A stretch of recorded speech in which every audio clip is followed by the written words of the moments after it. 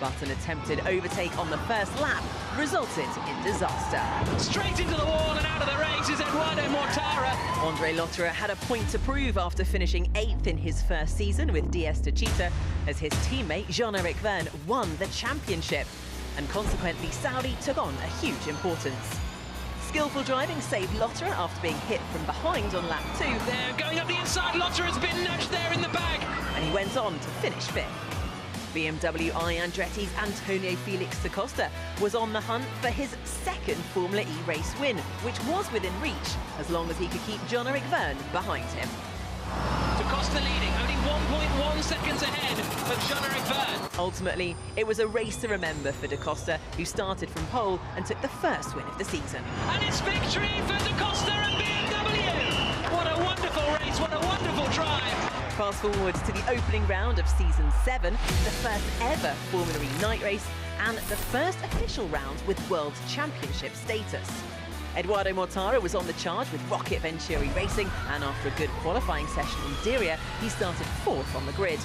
But that wasn't enough for the talented Swiss driver. He seamlessly overtook both Mitch Evans and Pascal Wehrlein to finish in 3rd. That's the kind of thing you always think about doing on the motorway, but never do. Sam Bird goes to the inside, Lim puts him in the wall. The two go backwards, and they're both going to be pretty much out of the race. It might not have been a great day for Sam Bird, but it was a fantastic day for Nick de Vries, who chalked up his first Formula E race win for Mercedes EQ, putting him on track to take home the World Championship title later that season. In Season 9, Formula E was back under the lights, and the second race of the doubleheader didn't disappoint. Neon McLaren rookie Jake Hughes took his first pole position, but that wasn't enough to hold on to first place. Evans, can he take the lead of the E-Prix? He can! But Pascal Wehrlein was the star in the Diriyah night sky. Pascal Wehrlein does the double in Diriyah! The chaos continued after Wehrlein passed the checkered flag. Jake Hughes lost power and was pushed over the line by the Kiwi Mitch Evans, allowing Sebastian Buemi to sneak into P7. Remarkable end to the Diriyah E-Prix! The Arabian night sky was filled with more fireworks for the new championship leader to end a spectacular weekend in Diriyah.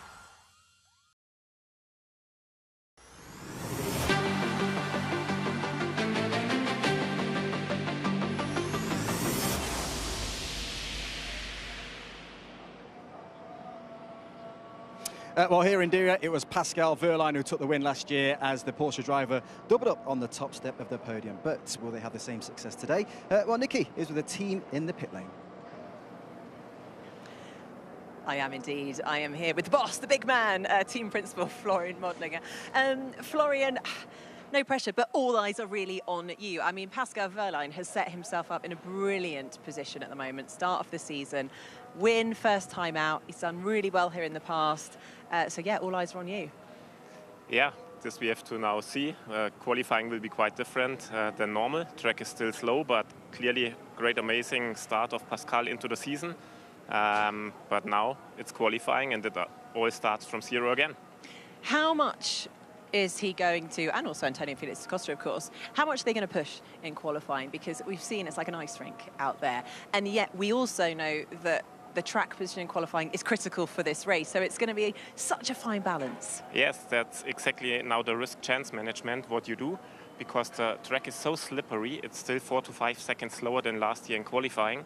And this means how much risk you take, but you can easily put it here in the wall, then you lose everything. And that's now this fine line, and that will be a big, big challenge, and also timing-wise, because we will see in qualifying also huge track evolution, and everybody will try to be the last one on track. So if you're going to be trying to do your push laps as, close towards the end as possible, can you give us just but without giving away too much, how will it work when you do your tyre change? When is that going to take place? I think everybody will have enough margin to see when the others are going out. You change normally your tires, and then you wait who is going, who is not going, and then will be a battle to the line already in the out and when the cars go out, the battle will start. And you've obviously spoken to him most recently. How's Pascal feeling? Where's his head at? He will do his best as always. I'm confident for him and also for Antonio. And then let's see. Let's try our best in these difficult conditions. Now, we've also recruited one of your old drivers, Andre Lotterer, onto the dark side for this weekend. He's doing a fantastic job. Can you tell us a bit of insight into Andre Lotterer? What's he like? Andre is most of the time calm, nice guy. He can be also very emotional if some things go not in the right direction. But I enjoyed to work with him. Excellent. Right, we want to see an emotional Andre Lotterer at some point today. Florian Modlinger, all the best of luck today. Thank you Thank you very much. Well, I better stay on the right side of you, Andre. Emotional? I didn't know that. Well, who isn't in this sport, right? This is very true. We all want to win. We all want to win. Quick talk about Porsche as well. Actually, I'm not going to ask you because you'll probably be biased. You're not going to say anything bad, are you, about your own team? Karun, what are they doing that is so great at the minute?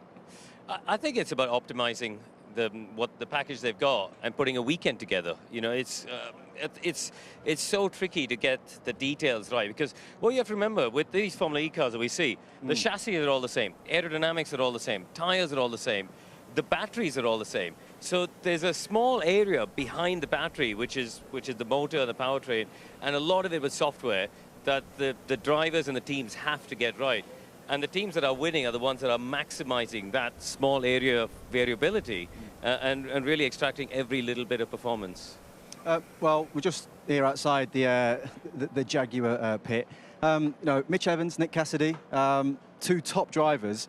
I mean, yourself, Andre, you're a man, as well as being super quick on the track, you've had that ability to support some past champions. How do you see this dynamic? Yeah, I must have done something right for them. I guess the combination of me coming from endurance and maybe a difference in age would create a bit of a more comfortable scenario in a team, thinking of the benefit of a team. But a team like Jag, of course, they want to have top two drivers. But then you have to also face the competition and understand that there might be friction, but that's where you need to be able to control them. I think one thing we should point out is this: Mitch Evans is getting into the car very late. They were doing some last-minute setup work on the car. The cars, you see, there's a little sign on the front saying Parc Fermé, so they need to go into that a few minutes before the session. And Jaguar were literally cutting it to the final second. So I think quite a bit of work still going on in the back of this car, which is unusual. Normally, they want to get it all signed off. So clearly some changes coming from FP2. Is that uncomfortable from a driver's perspective? No, I don't think so, unless it's something that's unplanned and done, of course, like a technical problem or something. But here might have just been like a last-minute rear geometry change. After looking at the data, there's really not much time in between the sessions after you decide. From looking at the data, what do you really want from the car? Yeah. So we heard Nicky talking earlier to Florian Modlinger about the track and that it's slower, Karun, and actually, quite unstable for the drivers. You're going to talk us through it, aren't you? Yeah, it's tricky here with the wind as well. We are out in the desert. The wind's changed 180 degrees from where it was yesterday. It's a fascinating track. You've got a track of two halves here. The first bit, really from turn 1 till they get to turn 16. The steering wheel is never really straight. It's one corner into the other. They're coming thick and fast.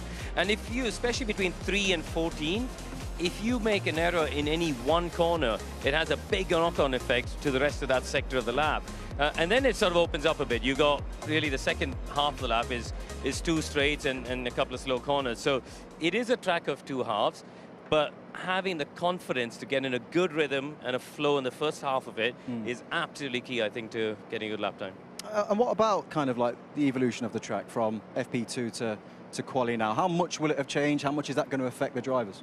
Yeah, a lot. I think the lap times will still improve. Let's see how much the wind brought back some dust, but we're still 3 seconds off the lap times from last year. And so let's see. And the dynamic of qualifying, like I said before, you want to be last one on track. And also, it's more difficult for the drivers. It's so slippery. So the margin for error is much bigger. So yeah, you really want to put that lap together, and that's already a big part of the job. There's two different games of risk-reward you're playing here. One is the driver themselves, how much do they risk versus how much time they're going to gain. Two is the team, because absolutely the last lap will be the fastest in terms of track evolution. Yeah. But quite often you get a yellow flag or a red flag or an incident on the last lap, and then you lose that last lap. So that is the game we're going to be seeing everyone play up and down this pit lane. Yeah. Well, the drivers are in the seats. They're ready to go. The pressure is building. They've got to go out there and deliver. So it's time now to go out to our commentary. So let's find out who'll be setting the pace and who'll be sitting top of the grid in the race later today. Karun, off you go. Go and join our commentary team of Dario Franchitti and Tom Brooks.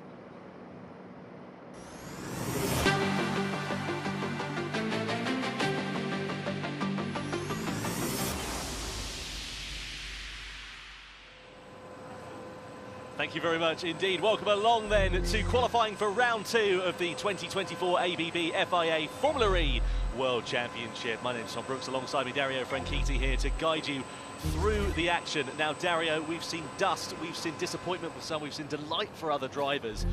What are we expecting going into qualifying? Because the general consensus up and down the pit lane is that this is going to be the most important part of the weekend.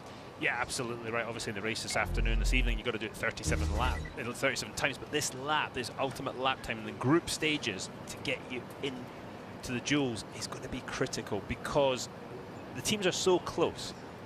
There's not really a big discrepancy between fastest and slowest, so to gain advantage on the track during the race is very, very difficult. So anything you can do here to help that by starting up front really, really helps you. You see the bottom left-hand corner of your screen, the Formula E predictor. Download the Formula E app, get yourself involved and see who you think is going to be in the fight for pole position and join in the conversation as the green flag flies. Group A qualifying gets underway here in Diriyah. The drivers heading out onto the track for the first time. Now, I was having a look at the 11 drivers who are in this one. You've got Verline, Cassidy, Evans, Hughes, Dennis, Rowland, Mortara, De Vries, Muller, Freins, De Grassi. To my money, you've got about 8 drivers in there, Dario, that are going to be in with a shout of getting into the top 4.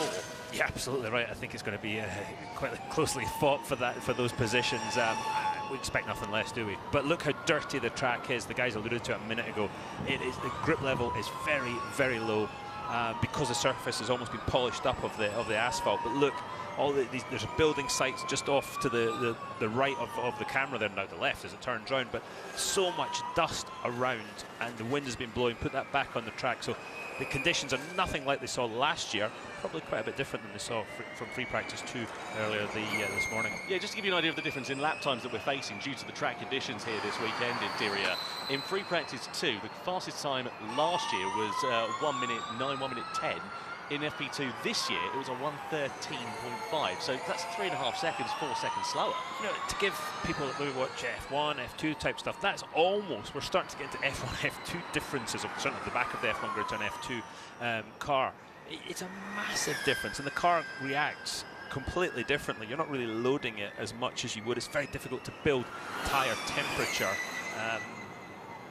in those conditions because there's nothing to really lean on, and that's going to be one of the critical things of this session, is how people bring the tyres into the sweet spot, both the carcass of the tyre, the construction, and the surface, the tread patterns as well. You've got to get those working back to front at the same time, and then also the carcass and the surface at the same time as well. Yeah, getting the tyre temperature into the right operating window is going to be a finite thing. That's where the timing line is, by the way, out of the final corner of turn 21. It's an interesting circuit here at Diriyah because the start line and the finish line are staggered. They're at different points on the lap. So the start line is actually on the run in towards turn 18. A really tight right-hander. Yeah, and you might say, well, why would you do that? Well, the finish line's got to be within the pit lane area. But turn 1 as it is isn't that good for a start of the race, so that's why it's positioned at turn 18, which makes it difficult to try and explain that the first corner they're actually going to see is turn 18. But anyway, it makes for better racing. Penny for the thoughts of these team principals. You've got Florian Modlinger on the left, James Barkley just to the right of him, and then the Envision team principal of Sylvain Filippi, of course, Envision, the reigning team's champions this year. A lot of pressure on their shoulders. They'll be doing a lot of simulations and calculations back at base following the track conditions that we've had here this weekend, but it really is a proper journey into the unknown. Jake Hughes in the first representative lap time. I say representative lap time, it's just a bit of a slow lap actually, that 1:23, but getting the first banker on the board at least. Yeah, and that's probably a build lap. He's building that tyre temperature as we talked about, and using the technique to build front tyre temperature and rear at the same time. So not a representative lap time yet, but he's also feeling, there's the grip. I can feel it through the steering wheel, through his bum, through his inner ear, his balance. He's kind of starting to understand the car balance and where the grip level of the circuit is right now. But that's going to change massively over the next 8.5 minutes. Look at him sliding his way through. Honestly, he's like Bambi on ice, just trying to find grip that just doesn't really exist. Yeah, but again, he's also trying to build tyre temp, so he's probably going to put more lock into the front tyres to build those, because you want to get the fronts in as well. It's easy to get the rears in, you just spin them up, but that gets the surface temperature up, but not the core. So there's a real art to it, and the engineers will be educating the drivers before the session of exactly what to do. Yes, on board we ride here then with Jake Hughes as he comes on the run down in towards turn 18 and 19. This is where the attack mode will be activated in the race. Just to remind you, if you're new to Formula E, they have 300 kilowatts of power underneath them, the drivers, at the moment. When we go into the dual stages of qualifying, as Hughes gets it really lit up through that right-hander, they go up to 350 kilowatts of power. Now, that might sound great because you've got more disposable sort of power underneath you, but effectively it can also be a bit counterintuitive because you have to brake early, you have to adjust your driving style. Yeah, absolutely. When you all of a sudden have got massive amounts of power, almost 20% more, you arrive at the corners a lot quicker, and the track changes shape as well. So, and trying to put that power down, as you see Nick Cassidy there, it's more of a challenge. So it's quite difficult to get the car working in both power modes. Yeah, Cassidy there going to the top of the order with a 1:14.1. Not bad at all from him. Jake Dennis, third quickest in free practice 2 earlier on here today. Although I have to say, the track conditions in terms of the temperature has gone down by a couple of degrees from what we saw earlier on this morning, and also the air temperature just on the sort of downward slope as well as we sort of head into mid to late afternoon. Dennis going to the top of the pile though with a 1:14 flat. The two Andretti Porsches looking pretty good. On the other side of the Porsche powertrain lot, Verline and Da Costa were sort of languishing outside the top 10. Yeah, it's all going to change though, isn't it? It'll change very, very quickly. But Mitch Evans looks like he's on a decent lap as well. He's 3/10 up on Pascal Verlaine's benchmark so far. Oh, he's lost the front though, just going wide into 18. They had a couple of bites at the cherry. Yeah, it just looks like the front of the car's not working at that point, and then you see him accelerate out and wheel spin as well. So it's all action for Mitch Evans. He was struggling this morning actually, talking on team radio that he just couldn't get a lap time put together. Let's see what it looks like though for the Kiwi as he comes to the lines. Fourth quickest then for Evans with just over 6 minutes to go. Just a reminder, top 4 drivers from the group sessions make it through into the quarterfinals for the duels, and we've got 11 on track at the moment. This is going to be a hugely exciting end to this session, I reckon. Cassidy then sits in third fastest at the moment. He has made it through. Now what we're expecting to see is drivers as they are coming into the pit lane here. We ride on board with Jake Dennis as he makes his way back into the Andretti garage. And if you're liking the grip of the tyre, you like the tyres are hot, you've got them in their operating window, you might not change tyres during this pit stop, or you might decide that's what you want to do, or you might just do a tyre pressure bleed, drop the tyre pressures down. So Lucas de Grassi again struggling, but you have to say Dave Cooper put the power down very well and heading up the hill in longer straight. At 18, it's just pushed on massively, but quite late.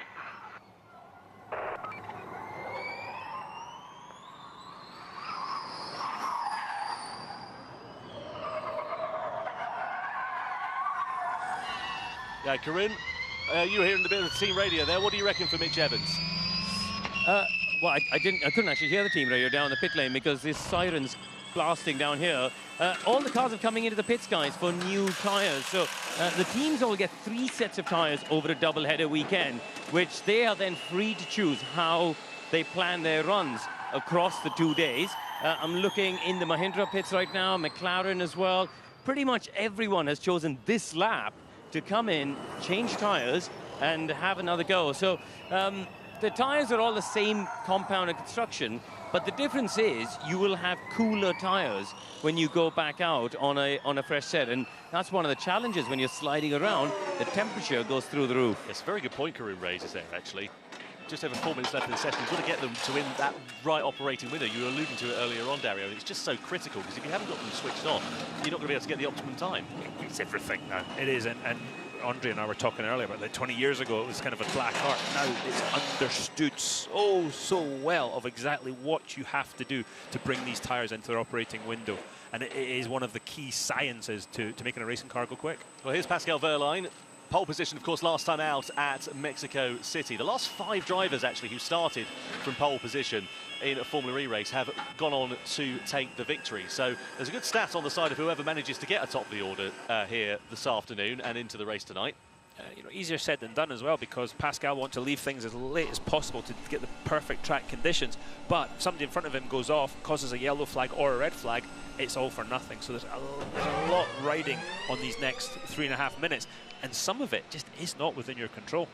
Zach Brown there, CEO of McLaren Racing, just to the left of team principal Ian James. Great to see Big Zach in town here in Saudi Arabia and supporting the efforts of the Neon McLaren Formula E team. See what Nick Cassidy is going to be able to do. Jaguar currently 3rd and 4th fastest. If we look at the results of FP2 this morning, we had 4 different powertrains inside the top 5. We're now looking at Jake Hughes. Of course, he managed to get his first ever pole position in Formula E this time here last year. I wonder whether he is going to be on for getting himself into the duels. McLaren have looked okay so far this weekend, but they've not been a standout performer.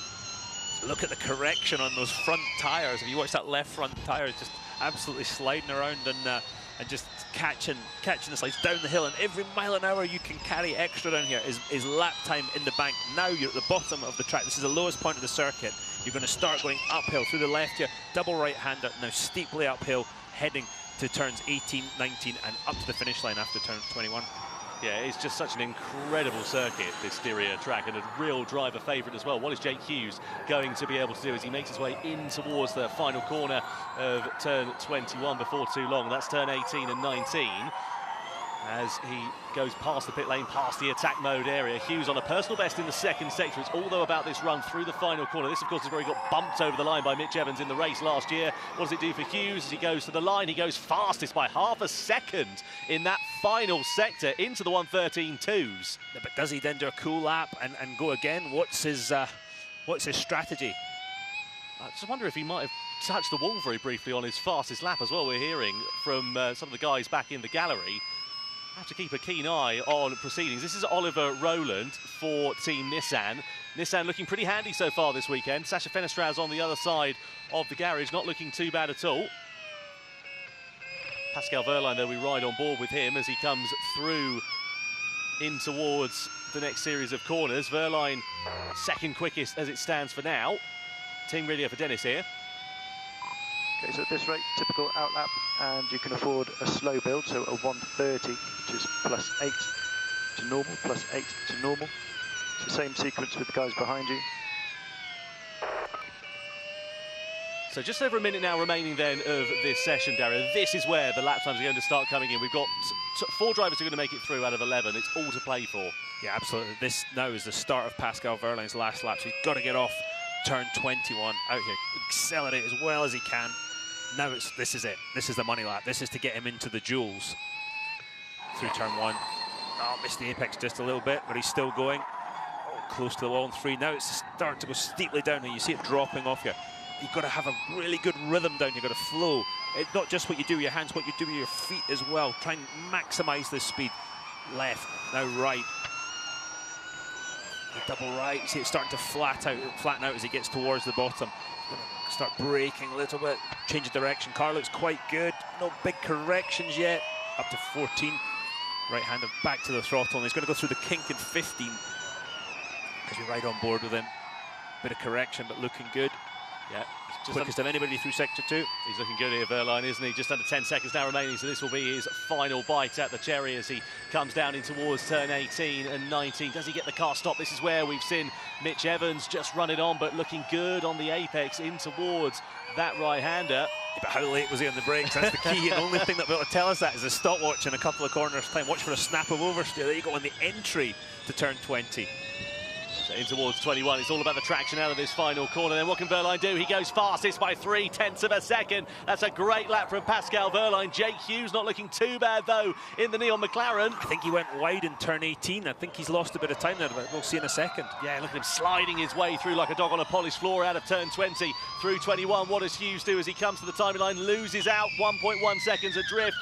Pressure's on Jake Dennis now, the reigning champion. What can the Briton do as he aims it for the final corner? He goes fastest by just over under a tenth of a second from Pascal Wehrlein. Nico Muller going through into the duels for Abt Cupra, but Robin Freins immediately deposes him in the Envision as well. And then Jake Hughes as Nick Cassidy goes to the top of the order, but then Evans comes through with a stonker right at the end of Group A qualifying. Ollie Rowland, the pressure's on him now. It's only 7th fastest at the checkered flag, so that is the top 4 that go through. It's Cassidy Cassidy, Dennis, Verline, Evans, the top 4 drivers that make it through into the quarter-final duels. Quite a big gap between Evans and Hughes, 4th and 5th, between getting into the duels, almost 0.2 of a second. Quite a lengthy difference. I could not do better. I could not do better. It's P1. It's P1. Got it, mate. Nice one.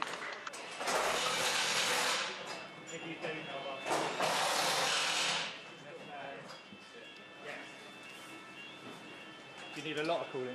Well, good to hear there from Nick Cassidy at the end of a frenetic Group A qualifying session. Nick Cassidy, Jake Dennis, Pascal Verline, Mitch Evans, the 4 drivers that make it through into the duels. Disappointment for Jake Hughes and Robin Fries, etc. Let's have another look at confirmation of the results. So there are the top 4 that go through.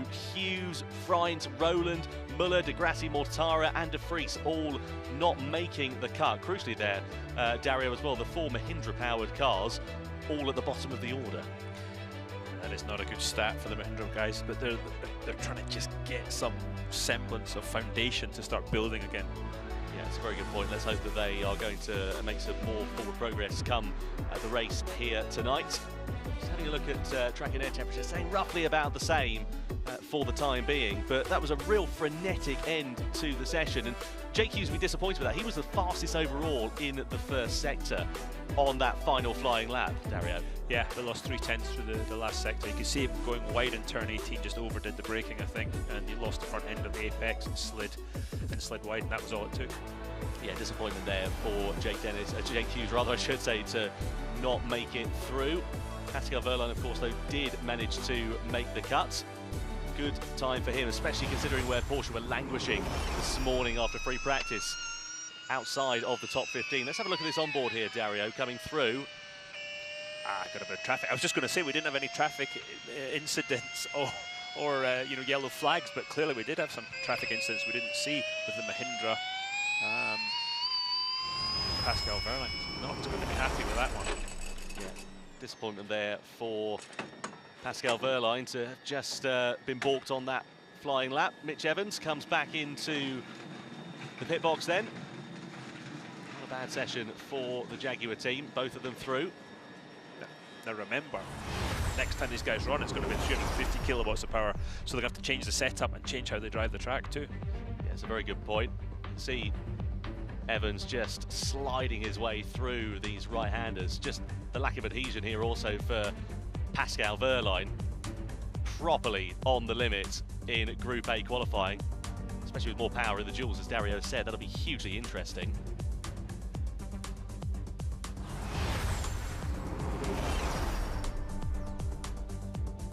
So our focus now shifts over to Group B qualifying. Another 11 drivers going head-to-head with one another. Only 4, of course, will make it through into the duels. 300 kilowatts of power, exactly the same circumstances as we had for Group A. So Sebastian Buemi for Envision, you've got Max Günther for Maserati, the 2 DS Penske's of Vernon Van Dorn, then you've got Norman Nato, fastest in FP2 this morning, he's there for Andretti, Fenestraz for Nissan, Bird for McLaren, then De Ruvel at Tictum, Antonio Felix da Costa, and Sergio Sette Camara. Some big names in there, and I'm sure that one driver is going to be angrier than a mosquito in a mannequin factory after the end of this session. Well, Pascal Verline just getting himself out of the car following his Group A qualifying. Don't forget about the Formula E predictor as well. Scan the QR code on the bottom left-hand corner of your screen and vote for who you think is going to get themselves onto pole position. Now, Max Günther, really impressive performance of him with Maserati in Monaco. It was right up the sharp end of the race, and I was thinking he's going to drop like a stone, but actually managed to get over the line in 4th place. In Mexico, sorry, beg your pardon. Yep. And 4th place for him it was at the checker flag, and therefore subsequently 4th in the championship. Yeah, it was, and when you compare to the start they had last year, really, really impressive from Max Günther, and good to see, because I think the performance wasn't bad. Work on your tyres, especially front tyres, obviously, and just don't over-push it. Yeah, so it was great to see that from Max Günther. Definitely a better start than they had last year. So that message to Costa: don't overdo it on the front tyres. Get them into the window, but don't go past the sweet spot of the tyre. He'll have a lot of that information on his dashboard temperatures and such like. So the drivers now heading out onto the track here for Group B qualifying, Dario. they've just seen Group A go out. Do you think that's going to help or hinder them going into this session, having seen what the circuit's like out there? I'm not sure it's going to make that much difference. They've got an idea of lap time, but you've really got to go a lot on feel, on what you feel with the conditions that you've got, and they will change dramatically now from the end of Group A to the end of Group B as well. So there's not much to be learned. I'm not even sure there was time for them to study maybe their teammates if they were in the first group either. Well, there's Jake Dennis, reigning world champion, of course. Special helmet design for him here this weekend as well. You can see the green of Saudi Arabia, the country, of course, where the Diriyah E-Prix is taking place. This is inside the ERT garage. Challenging weekend for them in Mexico a couple of weeks ago. Sergio Sette Camara's car conking out on the sighting lap, not making the start. And on the other side of the garage, it was Dan Ticktum who didn't actually manage to make it past any other driver and finished some 35-40 seconds off his nearest competitor. So they'll be hoping for a bit more forward progress. But this is actually a track where Ticktum has gone pretty well at. He was inside the top 5, if you remember, here last year. Yeah, they're definitely struggling, the RT guys, with efficiency, with powertrain efficiency, and because of that, obviously, race pace. But I'll tell you what, they could bring a nice surprise here in qualifying and definitely get into the duels. Dan Ticktum's got nothing to lose. And he's going to be absolutely later on the line. Sergio Sette Camara, as you say, didn't even get to start the race in Mexico City, so both guys are capable of really quick laps, so look for a surprise from those two. Well, here's Sam Bird. Disappointment for him after Mexico, especially after qualifying, actually, because there was a bit of a miscalculation within the team. Didn't manage to get his final flying lap in. They missed the cut-off by just a couple of seconds or so. And as such, he was languishing down the order, and that really put him on the back foot for the race. However, he was actually quite buoyant somewhat after the race, given the fact that he said, all I want to do is finish the race, get a little bit more experience in, and just build on it for Diriyah. Yeah, and understand the Nissan powertrain inside the McLaren. So, yeah, but this, again, like everybody's very, very important for his race this evening, where he manages to qualify in this next 8 minutes. This is inside the DS Penske garage. Both of their drivers out in this one. Oliver Turvey just there on the right-hand side of the pitch, just a crucial part of that team's lineup as Sergio Sette Camara gets the first real representative lap time underway in this session with just over 8.5 minutes to go, a 1:13.6, so not bad at all there for him. Here is Sacha Fenestraz as we watch him making his way through. We're right on board with the French-Argentine driver. Look at him fighting. Interesting combination, isn't it? It certainly is. But look at him fighting his way through in towards turn 18 and 19. Hard on the brakes into there. This is just so easy to overrun it. Sam Bird not too far away down the road. Carrying good speed through 18, Sam Bird. Yeah, that's one thing you just said about not overdoing it. You've got to almost underdrive this car just a fraction. Clearly not too much, you'll just be slow. But if you overdrive the tyre, then you're in all kinds of problems. Sam Bird, P1 so far, 13.1. Yeah, be pretty happy with that. Will the British driver. New hairdo for him, bleach blonde Bird, I think we're going to end up referring to him as. The majority of the external shots outside of the car, because it's certainly a hairdo that, you know, could probably replace the LED lights here and brighten up the circuit in Diriyah as Buemi goes second quickest, looking pretty handy out there. Given the fact that he missed some of free practice one, this is good for Buemi to get some mileage on the board as he did in FP2 and then build on that here for qualifying. Yeah, the car looked very oversteered, with the back of the car sliding whenever, not even just on power, but whenever he looked at a corner. Norman Nato P3 and the Andretti a couple of tenths off. Bad at all there for Nato, fastest in free practice 2 earlier on today. What about the two DS Penske's? Where can they go? They're ready to come through the final couple of corners. Nice big power slide from Jean-Eric Verne. P3 for him. Yeah, Van Dorn goes second fastest. Little bit of traffic there in the form of Sergio Sette Camara as well. Gunter goes to the top of the pile with a 13.1. Here is Dan Ticktum. We ride on board with the Briton, just languishing down there in 9th place for the time being. He's still on a build lap.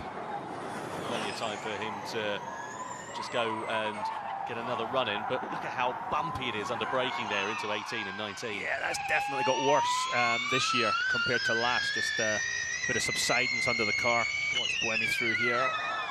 Neat and tidy. Watch the suspension moving as he brakes. Yeah, personal best for him in the first sector, personal best in the last sector. Stays 4th quickest for the time being. So we're now about 6 minutes or so gone in this session. Team radio for Birds. Copy that. There's something radiating quite a lot of heat through my seat. Don't know what that is. Nothing you can do about it now.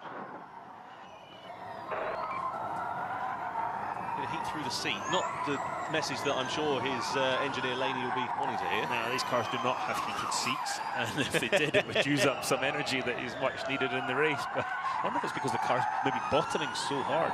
We saw that yesterday in free practice, actually, with camera. He was bouncing and bumping over the circuit as he goes to the top of the pile there, to the applause of Russell O'Hagan, the team principal.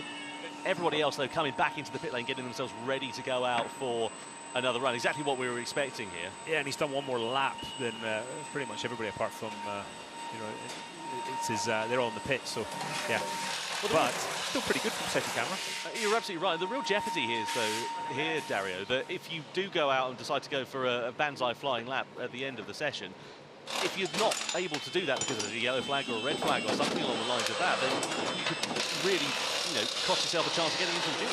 Yeah, absolutely. But if you go too early, you're basically sweeping the track for everybody else. You're the Zamboni sweeping up and clearing everything up.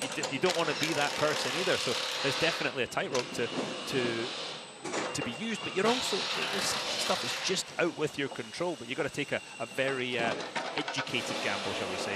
McLaren looking good in the first sector once again. Sam Bird quickest overall, as was his teammate JT's team radio for Bird. Sam, do you prefer an outfield push for your second run? Question. Mate, I'll go with whatever you want. I trust you. Buck. Well, Laney's an engineer that he's worked with for a fair amount of time. They used to be a partnership back in the Envision days when Bird was part of that lineup. What was it Laney used to say? Steve Lane used to say, eyes forward or something. He always had the same expression. It was basically, Sam, focus, get going now. Yeah, get your head down and get on with the job. So, Dan Ticktum ready to go out for his final run in the session. Currently ninth quickest Ticktum. Amazing, really, how close the gap is. Just a second separating the 11 drivers, 6/10 between the top 10. Yeah, and that will close up again, I would say. You know, Johan Daruvula, P11 in the Maserati, he's the only rookie in the field. This is all very, very new for him. This is completely different to the F2 car that he's more used to driving. Yeah, he's a very experienced driver, as you say, you know, having raced in F2 and won actually in F2 over the years. But coming into Formula E, different tyres, different way of driving and adapting your style to that. It's going to take him a good sort of half a season or so, I would say, to bed into the unique quirks of an FE Some car. people never get comfortable with it. The lack of grip, the lack of downforce. You know, they've spent their whole life driving these cars with progressively more downforce and more grip, and all of a sudden they don't. And you see Sam Bird getting a bit of traffic from one of the DS Penske's, but did it hold him up? Just a fraction there, I think, for Bird. It was always going to be a little bit of a build lap, this, his first representative flyer, but just look at the onboard and you can see him there fighting, correcting the steering wheel through these corners. The steering wheel, as Karun said before we got into qualifying, it's just never straight for the first half a lap. No, absolutely not. And even the bits you would think it would be somewhat straight, they're catching big movements of oversteer, the back of the car sliding and they're correcting. Even on the brake sometimes into the corner, trying to get the rear of the car to help the car turn into the apex and through the corner. Look at the exit there, just coming out of turn 17 on this run over the brow of the hill. You can actually see it's a slight incline there going towards the lights. Oh, it's more than a slight, it's a steep hill. Walking up there when it's 30 odd degrees is not the work of a moment. That's why I got the golf buggy to go around the circuit yesterday. See how you roll. Yeah, exactly. Come into the job and straight into the golf buggy.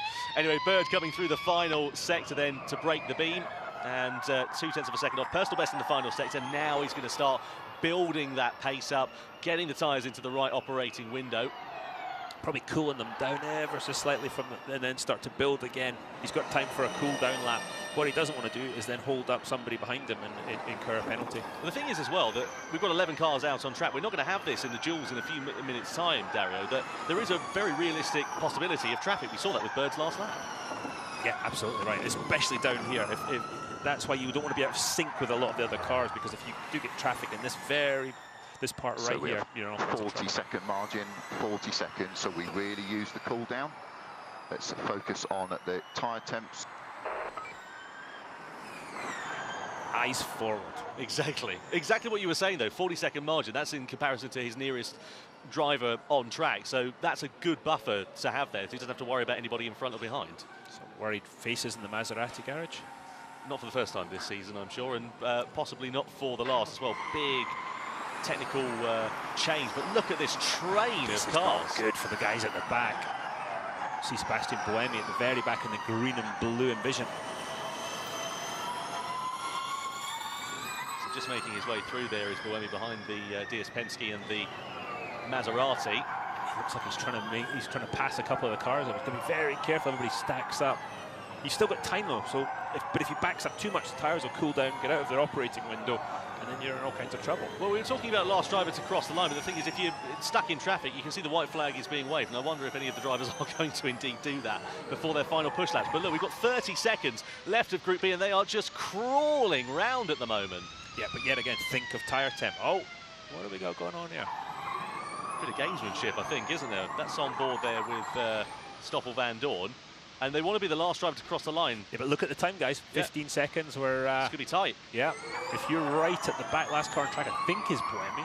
No, it's not. Sorry, behind is Gunter in the Maserati. Yeah. Or is it, sorry, Diriyah in the Maserati? It is, yeah, Diriyah in the Maserati. So they just all make it through them as the checkered flag does now fly. So this is the final run, and there's a lot of cars all within a very confined area of the track. Sylvain Philippe, I think, laughing there because he's got no other choice, and the other emotion would be to cry. Yeah, but his driver's got a clear lap. The one thing with the Formula E car, it doesn't create such a wake, and they're not really reliant on the aero, so the car in front is not going to affect you quite that much, but it does disturb the driver's sight line if a car is too close. As you see, Sergio Sette Camara looks like he's going to be the first one to settle on a lap time as he comes up to the checker flag. This is through turn 20 now. Heavy braking for the right-hander at turn 21. Yeah, he's going to be one of the first drivers, as you said, to come across the timeline. What is it going to be for Sette Camara? It's a 1:12.897 for him. That's all that she wrote for the ERT team. What about Sacha Fenestraz as he comes through and across the timing line?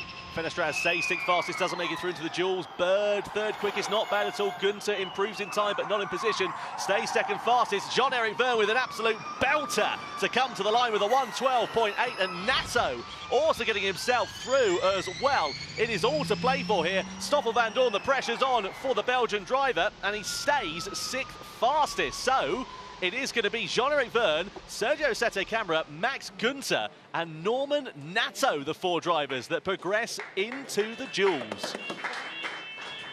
That is an absolute eye-opener. Sebastian Buemi, the man who finished on the podium at Mexico City, doesn't make it in to the duels in the second round of the season. But conversely, Sergio Sette Camara in the ERV. That's it. Yeah, P2 for Sergio Sette Camara. That is a really impressive lap, but 700th of a second between first and fourth. Yeah, incredibly close in terms of the gap there as well. Some couple of tenths of a second actually between third and fourth, wasn't there? Between fourth and fifth, yeah, that's a bit more than I was expecting. Yeah, especially given how close it had been over the course of that one. But a meteoric lap from the double Formula E champion, Jean-Eric Vergne, to go right to the top of the pile in the DS Penske exactly when it mattered. And when was the last time we saw Sergio Sette Camara making it into the duels as well? Hats off to the Brazilian driver on the back foot after a challenging weekend, to put it lightly, in Mexico City a couple of weeks ago. Pulled it right out of the bag to give ERT something to smile about here in Diriyah. So it is Vergne for DS Penske, Sette Camara for ERT, Maximilian Gunter for Maserati, and Norman Nato for Andretti that progress forwards into the duels. Bird, Van Dorn, Buemi, Fenestraz, crucially Antonio Felix da Costa as well, out of qualifying in the group stages. Dan Ticktum in 10th and Jehan Diriyah in 11th place. It has set up an absolute treat for the duels.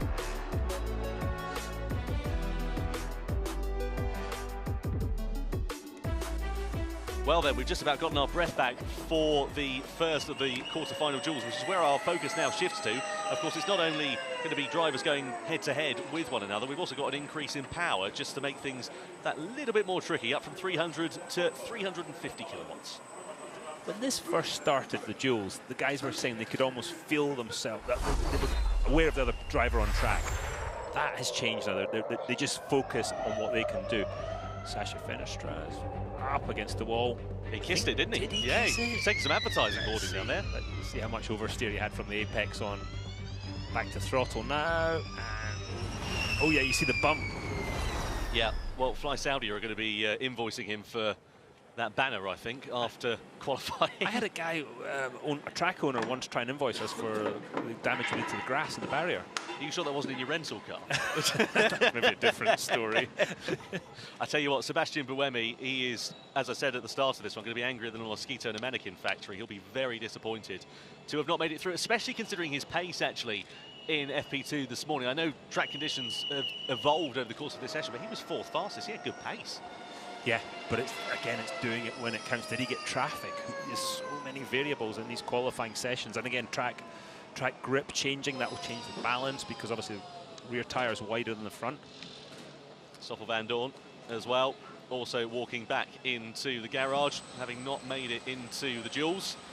So elation on one side of the DS Penske garage with Jean-Eric Verne. Disappointment, I'm afraid, on the other for the 2022 champion, Stoffel van Dorn. And Jean-Eric Verne, great lap time from him right at the end of that session. And now, of course, the focus does shift over to the duels. What do you think the drivers are going to be doing now at this point to get themselves prepared and ready for this one flying lap that they have in the quarters? Well, they're going to have to almost recalibrate the brain a bit, just think about the new braking point, how the car is going to feel different. Again, with more power, you're going to have more less traction, balance will shift as well. So, yeah, just trying to, for me, I would be trying to understand what I think about, what grip level, where should I brake, and almost replaying or playing the lap in my head before I do it. So there's Max Günther in the Maserati MSG garage. Great start to the season for the German driver, making his way through into the duels. He'll be going head-to-head with Sergio Sette Camara as well. And given Max's performances so far this season, you'd have to say he is a strong bet to make it through into the semis out of those drivers. We'll wait and see exactly what happens, though, as we get ready for the duels to get underway here in the deserts.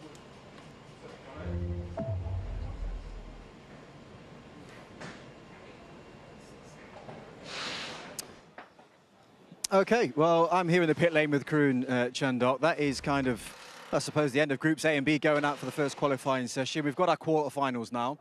It was an interesting one, Karun. Yeah, there was a lot going on in that session. Jake Hughes looked like he was on a good run. McLaren went for 2 different run plans, went for a lap early. Jake then made this big mistake. I'll just come back in here. Jake, into turn 18, when he got into this corner, just had that snap of oversteer, and that put him offline, heavily compromised his line and his run through there, so that messed him up. Mitch Evans got through to the duels, but it wasn't easy for him. If we just watch, I'll slow it down as we come through this long right-hander. Watch his hands here. He turns on a lot of steering lock. Then when he starts to pick the power up there, watch these purple lights. Now that is an indicator of wheel slip, so that's effectively the wheel spin there. And then he's just seesawing at the wheel. He's struggling and scrambling for grip. And even when we get over this little brow here into that same 18-90 chicane, again, just watch. The lights flashing, that tells him about the locking under braking. It's just really not digging into the road. He ended up nearly 4 tenths away from his teammates' time. Is that part of the battle, though, Karun? You know, from what you've just shown me there, it seems like he's really fighting and pushing things to the limit to get essentially into the position that he did. There's just no grip in the road, and if the drivers are going slightly over the limit of where that max level is, then they're sliding. And once you start sliding, the temperature goes up and you go into this sort of circle of doom where you never recover it. Sebastian Buemi was a big scalp, actually, second in the championship coming into this weekend. He's going to start 13th at best. This was him on his lap there. Again, just the driver just not quite comfortable with the car. Watch his run as he came through that right-hander and just didn't have the grip. He's going to be 13th at best. There was a lot of traffic as well as start lap, but go on board the Maserati here with Jehan. And just look at that traffic jam. Yeah. Now, that is distracting as a driver. You know, you're trying to get your head in the right space and get geared up for that one big push lap. And you've got all of this stuff ahead of you. Jehan made it through with 1 second to spare. But mentally, that couldn't have been ideal prep, and he ended up bottom of the times there in that second group. Oh, thank you very much, Karun. Well, should we go and find Nikki Shields? She'll be on the pit lane to get us all the information that we need. Thanks, JJ. Yeah, I'm here with team principal at Jaguar TCS Racing, James Barkley. James, it doesn't happen often, but when it does, it's great for the viewers and for us because there's a proper rivalry here. Two teammates in the quarterfinals going head-to-head against each other, which on one sense means you know you've got one driver into the semis, but on the other sense, you know one's not going through. What's your view? That's great as a team, both cars through. That's a fantastic achievement. The track conditions today, it was very, very difficult to get a clean and a strong lap. So fantastic session from both Nick and Mitch to get through. And you say rivalry, this is teamwork, and we're here in the semi, all the way through the quarters, both cars through the duel is the first step of the weekend that you really want to be in a position as a team. So yeah, we go out now and obviously one is going to go through and we try and optimize the lap time with the other and see where that puts us on the grid. But yeah, I'm really pleased. A real lottery today, and before the session, if you talk to most of the team principals, we were all super nervous for this session. I mean, you heard Nick Cassidy on the radio, really positive, saying I did as much as I possibly could. Mitch Evans, I was here when he got out of the car, sort of shaking his head there. In terms of getting more performance out of the car, are you going to do some setup changes before the quarters?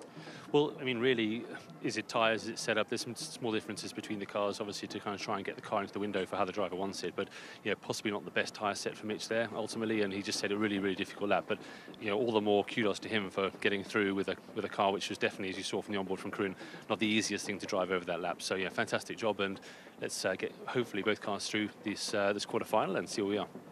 Absolutely, James Barkley, good luck for this session, intense one for the team. It's going to be a good one. Back to you, JJ.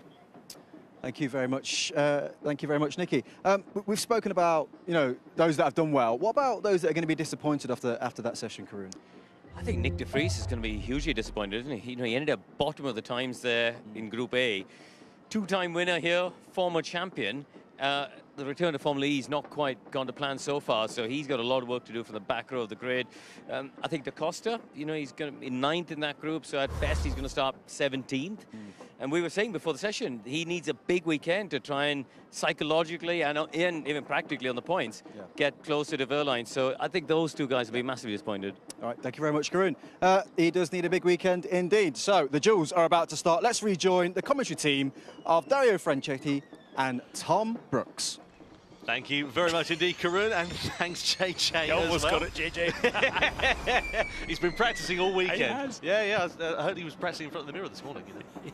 Anyway, time for the duels then for round 2 of the Diriyah E-Prix here in Saudi Arabia. Now, instead of having a group session where we've got all the drivers out on track at once, what we have for the duels, if you're joining us for the first time in Formula E, first of all, welcome along. We increase the power from 300 to 350 kilowatts, and we have 2 drivers going head-to-head on the same track at exactly the same time, all fighting for a place in the semi-finals first of all, and then, of course, hopefully to get into the finals in the fight for pole position.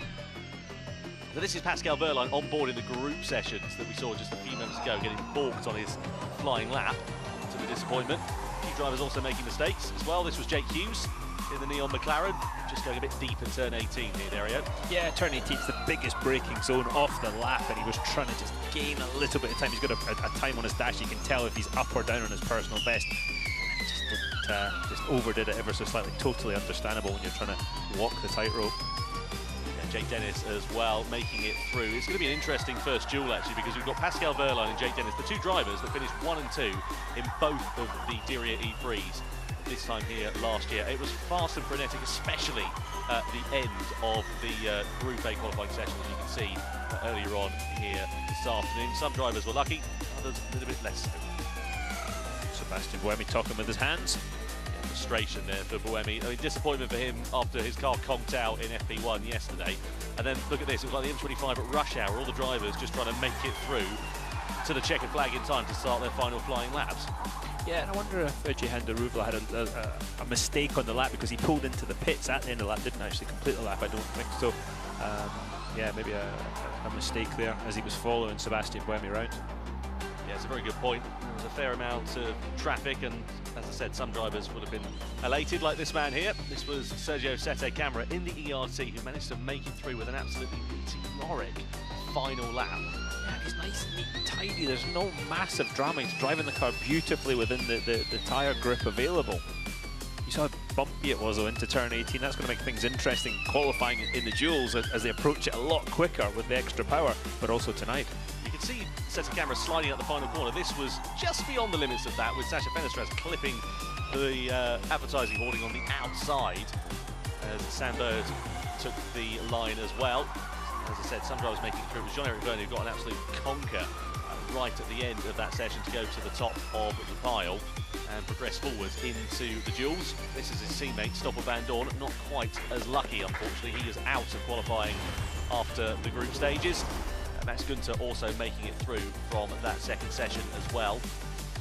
So here are the dual lineups then for the quarterfinals. First of all, we've got Pascal Wehrlein and Jake Dennis. Then second up, it is the two Jaguars going head-to-head with one another, Mitch Evans and Nick Cassidy, Max Günther and Sergio Sette Camara, Norman Nato and Jean-Eric Vergne. One driver from each of the quarterfinals goes through into the semis. Then you've got four drivers going head-to-head in two different groups, and then one driver each against one another into the finals. I think I explained it in the most convoluted and complicated way possible. I think that kind of makes sense in my head. So who have you got for pole position then? Talking about the predictor. Well, that's how about that? You see, Come on. You've been practicing, mate. Even I've been here since London. Look Better to be lucky than good. Yeah, don't forget about the Formula E predictor. Scan the QR code in the top left-hand corner on your screen and see who you think is going to be involved in the fight for pole position. First up, it is, as I said earlier on, the top two from the Diriyah E-Prix last year. Pascal Wehrlein did the double. Jake Dennis was second best. These two going head-to-head with one another. Jake Dennis, bit of a difference now. He's a Formula E World Champion.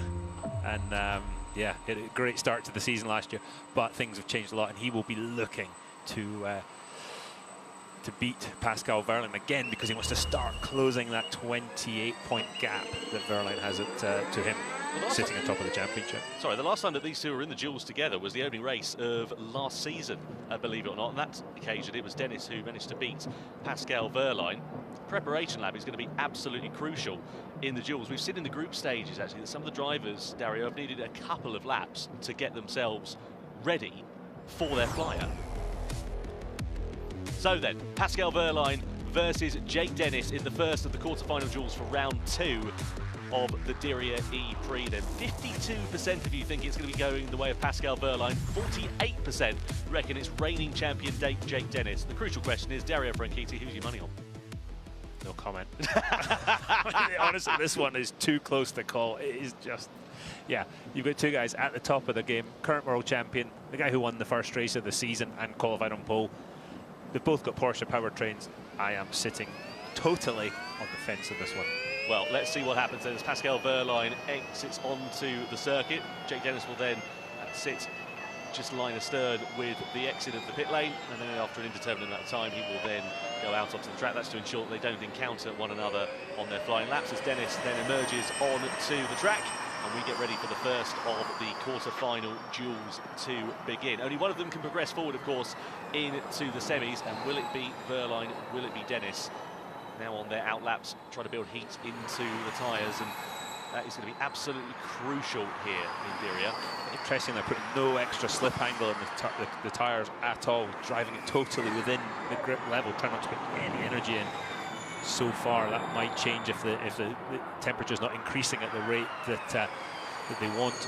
In terms of the climatic conditions here in Saudi as well, track temperature's gone down by a couple of degrees since the start of group qualifying, down to 27.5 in terms of the air temperature as well. So it's on the cool down, of course. We are heading in towards sort of dusky times. You can see the shadows looking a bit longer over the circuit as we ride on board here with Pascal Wehrlein, ready to build himself up for the first flying lap of the quarterfinals. Exits out of the final corner, comes across the timing line down into turn one here, Dario. Should just clip the curve ever so slightly. This is a trickier corner, 2, 3 and 4. We've seen some big old accidents there before. Get the car positioned, now back over to the right to go into 5. Now see Jake Dennis start his lap. Yeah, this is going to be interesting for Dennis. Get traction out of that final corner. It's going to be absolutely critical. 23.2 in the first sector then for Pascal Wehrlein. We'll get an idea of where Dennis is going to be sitting in about 20 or so seconds time as he's just begun his first lap. Of course, the first sector can tell 1/3 of the story, but there's a fair old chunk of the lap to go. At the moment, it's advantage Jake Dennis. Yeah, different cars will be quicker in different places, but the Porsche and Andretti guys, same powertrain, and they do share a bit of information, but Jake Dennis over 1/10 of a second up now. Yeah, Yeah, he's sliding his way through, though, some of the corners, but he's building on that gap that he has created in that first sector now, has Jake Dennis, and at the moment he's got a 2.5 of a second advantage over his fellow Porsche-powered man, Pascal Wehrlein. Wehrlein's getting ready to come through the final couple of sectors. He's closing in towards this final one as he gets ready to come and break the beam. It's going to be mightily close, though, as he comes out of the final corner to the timing line. He's shrunk the gap down to just under 1/10 of a second. It's now or never here for Jake Dennis to see what sort of a final sector he has. Snap of oversteer into 18 there. Yeah, overdid 18 a little bit, but was he able to continue to carry the speed through 19? That is the question. Look at that again, sliding his way through in towards turn 21. It's Jake Dennis versus Pascal Wehrlein in the fight for pole. It's going to go the way of Jake Dennis by 83 thousandths of a second. Andretti make their way through into the semi-finals, and it is the reigning world champion that progresses forwards at the expense of the round one winner, Pascal Wehrlein. Let's have a look here at some replays of Dennis. You can see here, Dario, just how hard he was having to push in that first sector. And a couple of times he kind of overdid the first in a series of corners, but then was able to gather it up. Really good stuff from Jake Dennis in the Andretti car with the Porsche powertrain. First class. Brilliant stuff from Dennis, saying on the team radio after that session it wasn't easy at all, but he really managed to get the maximum out of that car when it counted. Look at him fighting down the hill. Fantastic stuff. So then, quarterfinal two, thick and fast, they're going to be coming now. It is the two Jaguar TCS teammates, Mitch Evans versus Nick Cassidy. Penny for the thoughts of team principal James Barkley over the course of this one. Of course, Cassidy and Evans finished second and third in the Drivers' Championship last year, separated by just 2 points. Of course, they were driving for different teams at that point. Now they are part of exactly the same outfit. And this is going to be mightily close. Oh, Evans 2 tenths up already. This is a big lap for Mitch. He wants to really start to sort of show his dominance over his teammate, Nick Cassidy. There's no pushover, though. Two really talented Kiwi drivers. Fascinating battle to watch all season long, and Evans continues to stretch that advantage. Half a second nearly already just in that first sector and a half for Evans, and he's building on it. Cassidy must have made a mistake in those first couple of corners. We're right on board here as we go through. This is the big key point now, is braking for 18 over those bumps. Mitch Evans manages to keep it all under control, though very neat and tidy. Yeah, just a little bit of a wiggle on the rear going in towards 18, but looking okay. Not too bad at all through 19 and 20 as well. Into 21, this is going to be pretty important here for Mitch Evans as he comes out of the final corner, comes to the timing line of 1:12.3 it is for him. So that is the fastest time we have seen so far in the duels. But Nick Cassidy, 0.7 of a second, I think is going to be even a step too far for the man who was so close to the title last year. Through the final corner and across the line, indeed, Nick Cassidy finishes half a second away from Mitch Evans. So it is going to be Evans that progresses into the semis, going head-to-head with Jake Dennis. And Cassidy, unfortunately, will go no further than the quarterfinals for round two here this afternoon. Mitch Evans struggled in the last sector, so that's something he can look at for his next his semi-final run, because he lost, I think, 3 or 4 tenths through the last sector. And you're going to see the car sliding around with the lack of grip that the guys have got on this surface. You're going to see a bit of oversteer, but there's a very fine line between a bit of oversteer and actually losing time due to catching loads of opposite lock and wheel spin. So then we go over to quarterfinal 3. Maximilian Günther in the Maserati, Sergio Sette Camera with ERT. If you had a fiver on that going into this weekend, I dare say you'd be quids in right about now. Let's see how this one is going to work out. Max Günther, fourth, of course, in Mexico City a couple of weeks ago. Sette Camera, a DNS. Car stopped on the sighting lap.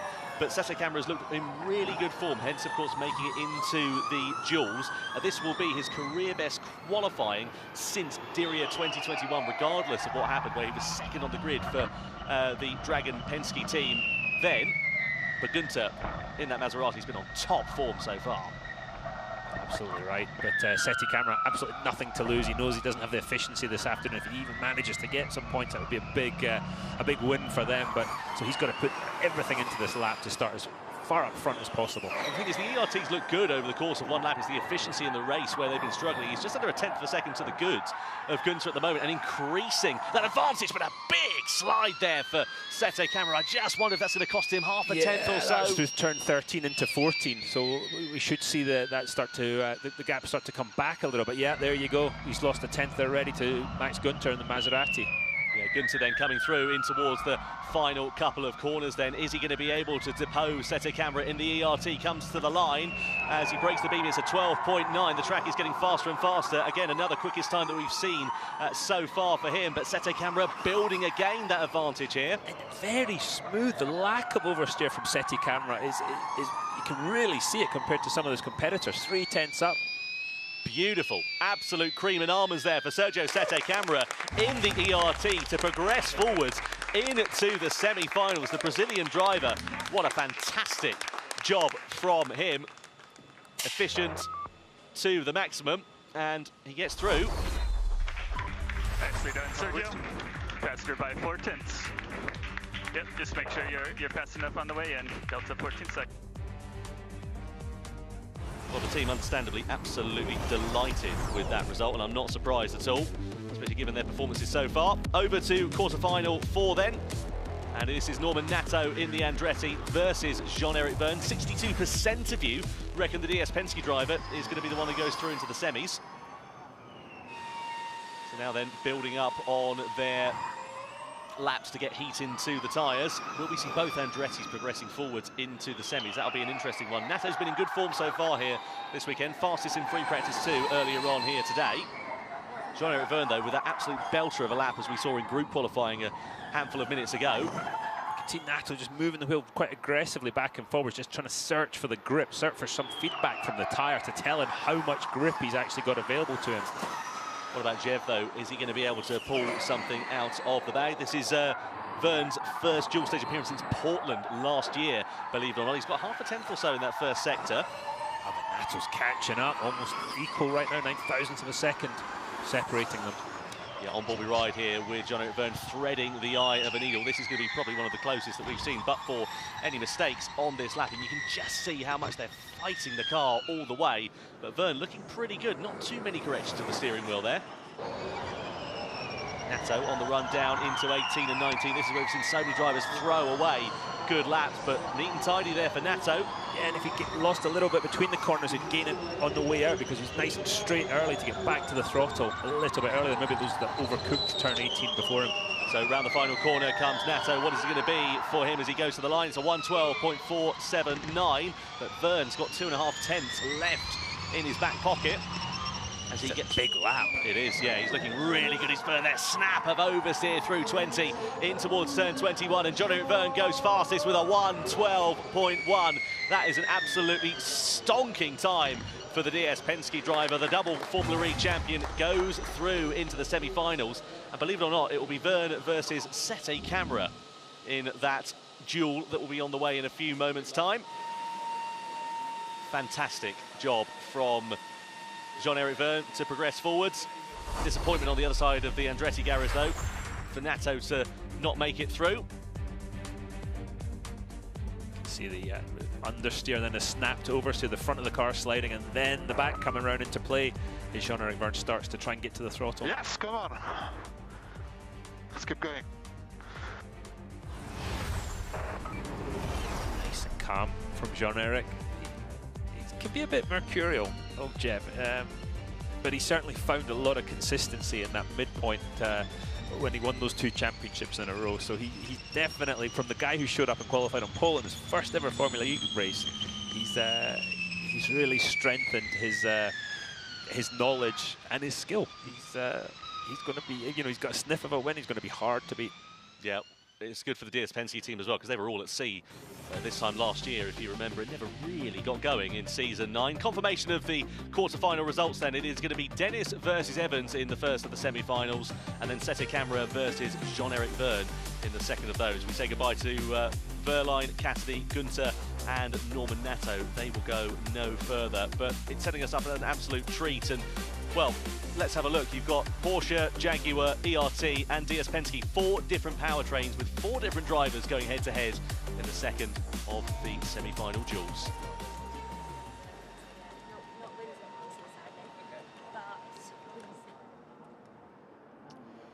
Yeah, we've got 4 different manufacturers going in through to the semi-finals, but let's take it to teammates here. The 2 Jaguar drivers, Mitch Evans versus Nick Cassidy. Cassidy was quickest in the group stages, but didn't go through in the quarterfinals.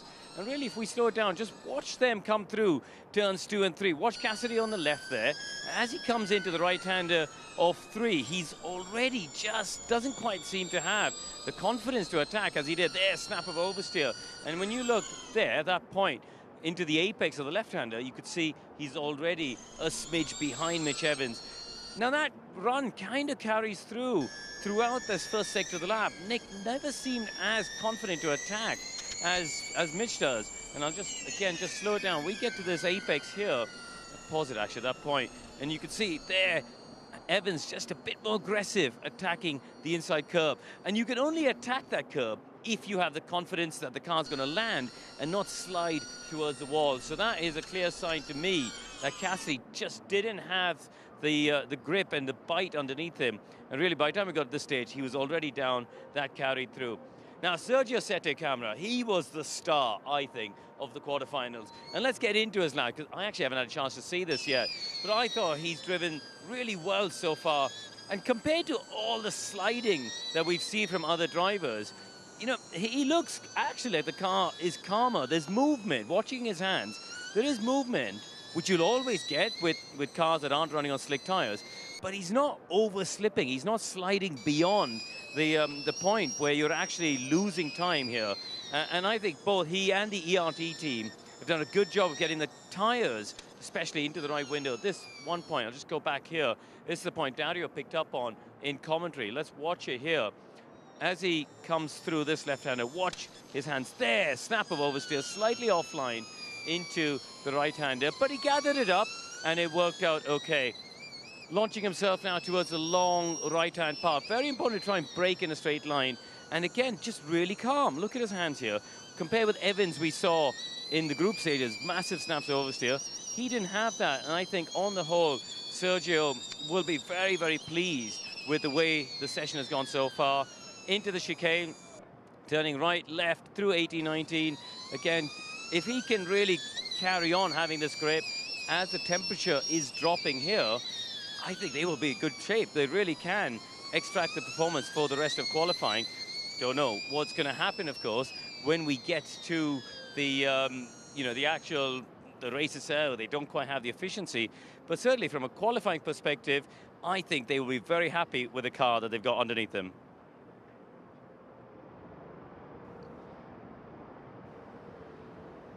Yeah, thank you very much indeed, Karun. Looking forward to seeing exactly what is going to happen here in the semi-final duels. You were just noting some of the compressions and the bumps of this Diriyah circuit during that piece there, Dario. Yeah, absolutely. It looks like that snap of oversteer that Karun and I were both talking about in turn 13 was set off by a bump, by a compression, and then it almost looks like the car bottomed out. The wheels came off the ground, the rear wheels, and that caused that snap of oversteer. And Andre Loster sitting next to me went, yeah, it's bumpy there. Master of understatement. Don't forget about the Formula E predictor as well. Scan that QR code and tell us who you think is going to be progressing forward. Team radio for Bern. Heads up, Jeff. Obviously, I was still busy with the mechanics. So basically, semi-final is in about 5 minutes. Lap time-wise, as I said, basically, you set the fastest lap, 12.16. Second one was Evans in 12.3. So good lap time. I think you know what you did well. So we keep doing the same, basically. Talk to me about what it's going like from a driver's perspective. You're sat there now waiting 3 minutes to go until the semi-finals. How do you get your head in the game? You're focusing. I would at that point play the lap in my head, but good words from the engineer. What he's saying is, just if you do what you did again, you know where you were a little slow, but you need just have the confidence to know what you did was right. It was quicker than everybody else. You don't need to go above and beyond. You don't need to go into the unknown. You don't need to break another 3 car lengths later into turn 18 or try and carry 5 miles an hour more into X corner. Just do what you were doing, and that should be good enough. Try and do a proper whole lap, no mistakes, and that should be good enough. Whether Sette Camara then from the other side thinks I've got nothing to lose, I'm going to risk that a bit more and beats you, that's a different story. Well, drivers have been saying just how crucial qualifying is going into the race here tonight, Dario, and this is going to be all or nothing, isn't it, here with Dennis versus Evans, first of all? It's massively crucial because the cars are all so closely matched in race trim that to make the advantage up, if you start back where Antonio Felix da Costa is starting, to try and get up onto the podium is very, very difficult. To make the track position up as far as distance, but also go past people is fair. That's where the difference is right now, because every time you, in a race situation, you maybe use extra energy to pass someone, it's probably 10% of the energy of that lap. Very difficult to recoup that and get yourself back onto your energy targets for the race, so you don't run out of energy towards the end. Well, drivers then getting themselves ready to go out on track. Jake Dennis versus Mitch Evans. Of course, the drivers who finished first and third in the Drivers' Championship last year. Evans seeking a front row start for the second year running in Diriyah. Dennis would love to get himself on the front row for the first time here since 2022. Try to match that feat as the Kiwi exits the garage. Of course, Jaguar second in line in terms of the distance to the pit exit, because they were second in the championship. But it'll be Dennis who'll be first out on track. So then, confirmation of how we got here from the quarterfinals and how the lineup looks for the semis. Dennis versus Evans, first of all. One of those drivers will go through into the final. And then Sergio Sette-Camera versus Jean-Eric Vergne, ERT and DS Penske, going head-to-head with one another. Only two drivers, of course, can join in for the fight for pole position here this afternoon, ahead of a 37-lap race here tonight. Which of the four are going to make it through? Which two will be lining up crucially on the front row? So there you can see in the head-to-head battle, 2-1 in the favour of Jake Dennis. 52% of you reckon it's going to be Dennis who goes through, 48% for Mitch Evans. And this is going to be a mighty part of this session. Okay, Jack, we can head down. Let's go. Track temp very stable. Okay, track temp is about the same as what we had in the beginning of the session, so track temp not a factor. You know what we've got. Let's finish the job. So just the race engineer there for Jake Dennis, who is just giving him a bit of advice, getting himself ready to head out onto the track. Sean McGill. I like that. Nice, simple instruction. They've done all their work. Just get on with it now. There's, not too complicated. And some drivers like that. Some drivers like detail, detail, detail. But some guys just like, yep, we've done the work. You know what to do. Go. Yeah, exactly that. So Mitch Evans heading himself out onto the track and getting ready to go. We saw drivers actually being quite conservative in the quarterfinals in terms of getting heat into the temperature. I thought we were going to see them sliding and pushing the front a little bit more to try and get those tyres into the operating window, but actually being a bit more conservative than I was expecting. Yeah, again, we don't know if they've changed tyres between the quarter and the semi-finals, so that can make a difference in how they prepare as well. As we see Jake Dennis further round the lap as he's coming up the hill now. Yeah, just going over in towards turn 18 and 19. This is where turns 1 and 2 will be for the race here tonight. Start line, the finish line staggered here at this Diriyah E-Prix, and then of course is where the attack mode is activated just on the exit of turn 18. It's very, very interesting as Dennis comes round in towards turn 21 to begin his one and only flying lap. And let's see how it works out for the reigning champion as he comes across the timing line down in towards the first corner. Nice and easy on the brakes into there, not too many slides through into turn 2.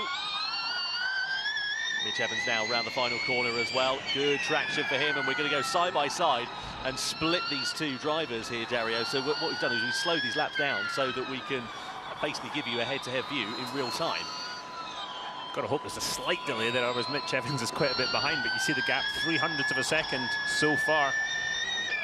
Yeah, Evans just dropping a little bit in that first sector. Dennis looking quite comfortable. It's going to be Porsche powertrain versus Jaguar. Evans picking up the gauntlet, though, in the second half of that first sector, threading the eye of a needle through. And again, look at the advantage now that Evans has been able to build out. That Jaguar working on song as he comes through.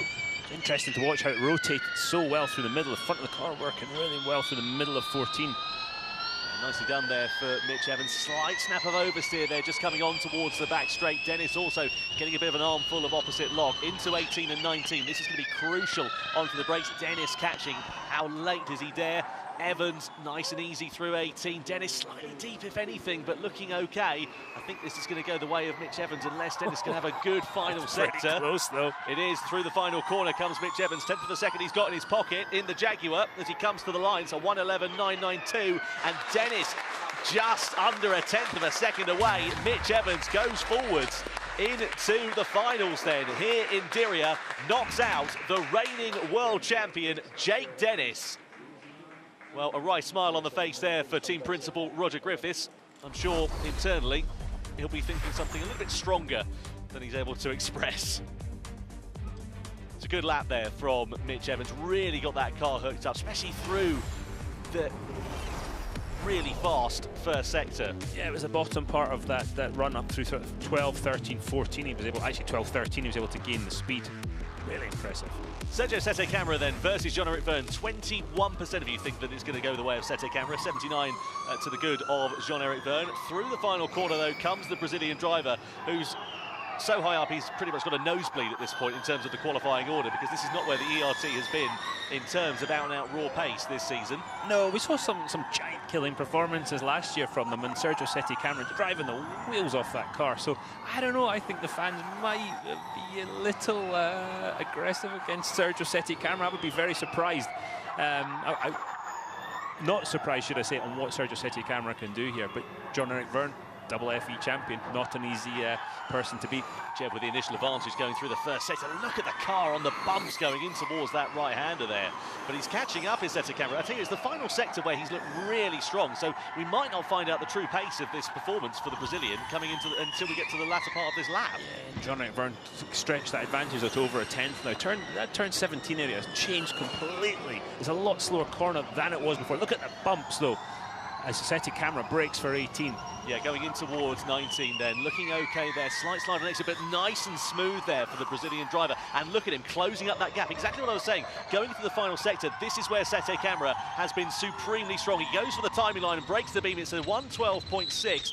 Where is it going to be, though, for Jean-Eric Vergne? He's got a little bit of time in his pocket, just over a tenth and a half or so. It's going to be ERT versus DS Penske then through the final series of corners. Nice and easy there for Jev, but he's picked up more of an advantage coming through into turn 21. He goes to break the beam, and what is the lap time? It's a 1:12.1 for Jean-Eric Vergne. The DS Penske makes it through into the finals for the fight for pole position, knocking out Sergio Sette Camara. It is going to be an absolute barnstormer then in this battle for the front row positions. Jean-Eric Vergne in the DS Penske, Mitch Evans in the Jaguar. Jean-Eric Vergne then, great lap time for him. That final sector was really impressive from the double champion. Still a couple of tenths shy of Mitch Evans in the Jaguar though. That's going to be hard to make up that difference. Look at the car squatting over on the outside rear tyre. Yeah, supremely impressive stuff from Jev then. First time we've seen him in the duels in a long time. So in mud, Jev, in mud. So you just got your ticket for the final, mate. And just to clarify that thought, I meant, of course, in the battle for pole position. But great lap time there for him. And great for DS Penske as well to be up the sharper end of the order, where they're used to being.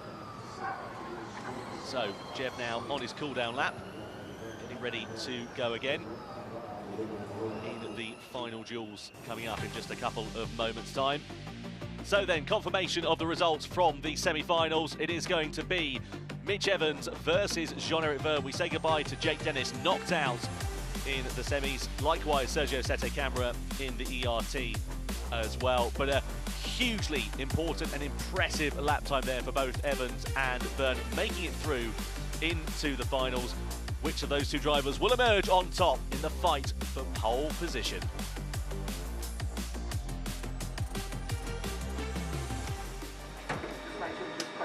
Well then, preparations now shift over to the final stages of qualifying here. Wheels off of the car. Use of the boots, I'm sure, going on to Mitch Evans' machine. Great to see him back in the fight for pole position after, I wouldn't say a challenging first round, finished inside the top 5, but compared to his teammate Cassidy, who got himself onto the podium in his first race for Jaguar, he was a little bit disappointed. Had a steering issue, didn't he? Yeah, he said the steering was really heavy. The team said, yeah, he had a bit more caster in the car. Now, the caster helps the response to the front end of the car, but it does tend to make the steering a bit heavier. Whether that was it or not, I don't know, but he was definitely struggling a little bit. Andre, just bring yourself in here. We're just sat waiting to get the finals underway. Talk us through what's going through your mind now. You've got yourself into this fight for pole position. How crucial is it to just dial yourself in? Well, both drivers looking very solid and confident. They haven't put a foot wrong since the beginning of the the duels. So it's just about repeating it and keeping calm, get a good feel of the tires, you know, and you evolve throughout that session. So you know more and more what to do, but it's both the same situation for both. So let's see, it'll be really interesting. But these guys have access to traditional data to be able to look at and see where they were quick and slow on that lap that they've just done. Is there time to do that? Yeah, it's tight. I don't think there's enough time. You connect the car to the umbilical, then your performance engineer might have time to download the data and then even the time to analyze, and then he can compare a little bit where you were better. But yeah, you see beautiful action here, always on the limit, but still staying super smooth. It's like keeping a little bit of slip and speed, but keeping it also clean. Who was the one driver out there that you, if you went in the duel against it, you were really worried about? Who's the best qualifier? You know, it depends on the day. Like, but yeah, my friend here, Jeff, he's a good friend of mine, so I have to say it's him. Is there any particular point over the course of the lap that you've looked that certain drivers are making mistakes or struggling or anything along the lines of that? You know, it's really case by case here. That's the particularity of Formula E. You know, putting it together. And you wanna, if you do like 98%, that's already good, and you have a good chance to be on top. I mean, it's very rare that you do that 100% lap. That's almost being above the limit. And then sometimes you fluke it, and then you get a really amazing lap. Yeah, been there. Well, great to hear from you, Andre. Thank you very much indeed for joining us. We're just a few moments away, ready to go for the fight for pole position. Two drivers going head-to-head here. Jean-Eric Vergne versus Mitch Evans in the desert in Diriyah.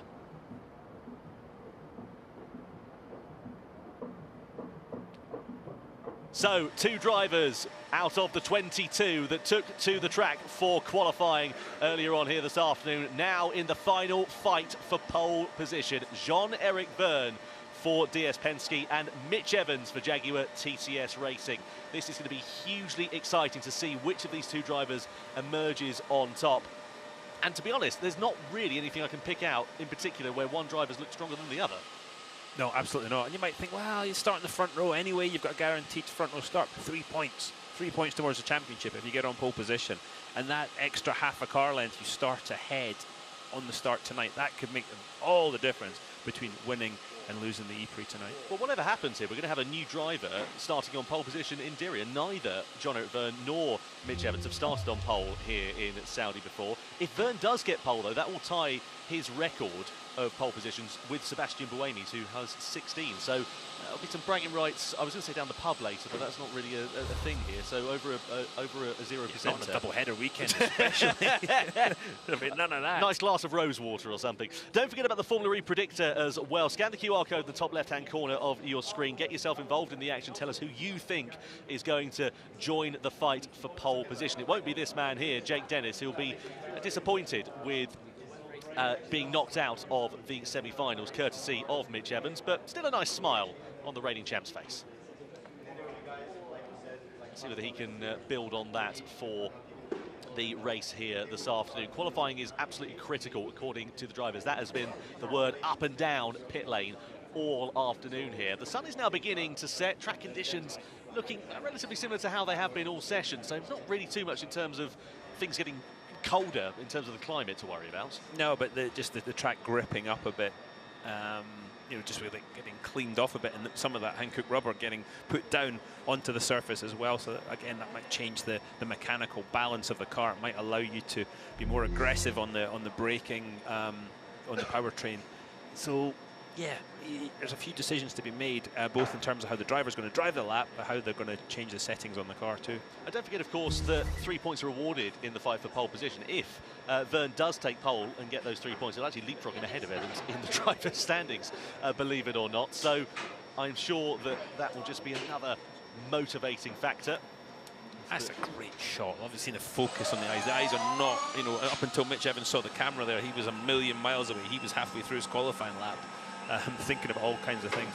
Great camera work. Steven eyes of determination there for Mitch Evans. As he just wipes his brow, heads out on to the track. And this is going to be a very interesting duel between the two drivers. Jean-Eric Vergne versus Mitch Evans then. Here's how we got here. We had the quarterfinals. Dennis, Evans, Settecambra and Vergne progressed forwards. Then in the semis, it was Evans and Vergne who made the cut. And of course, brings us to our final lineup. We will have a new pole sitter here in Diriyah ahead of round 2 for season 10 of the ABB FIA Formula E World Championship. And let's see which way it is going to go. A cloud actually now emerging overhead. I've just looked at my weather app. It says it's not going to rain. Just checking on that one. 73% of you think that Mitch Evans is going to be the driver that takes pole position here this afternoon. Just 27% have gone the way of Jev. Yeah, well, there's a couple of tenths difference. Mitch Evans in the Jaguar, a couple of tenths quicker than Jean-Eric Vergne in that lovely black and gold DS Penske car. Yeah, last pole position that Evans took actually was in London, but he actually had a 5-place grid penalty, but he still managed to win the race. No such penalties at the moment, at least, to be worrying about, and no such indications of anything along the lines of that either. Anyway, the green flag is waved, and it is time for the finals to get underway as Jean-Eric Vergne exits on to the circuit here in Diriyah. Now it is all about getting the car up to the optimum working window and trying to get as maximum out of it as he can over the 2.5 kilometre long lap in the fight for pole. This is the point where you know what you've done. Just try and repeat it. Try not to get greedy, but if there's an area that you think you can gain a little bit more time, it's doing it exactly the right way. There's so many decisions the driver's got to make in this sort of next 1 minute and 10 seconds of the qualifying lap that it's very easy to overdo it, and that's almost as bad. In fact, it is as bad as underdoing it, to be quite honest. It's a very good point.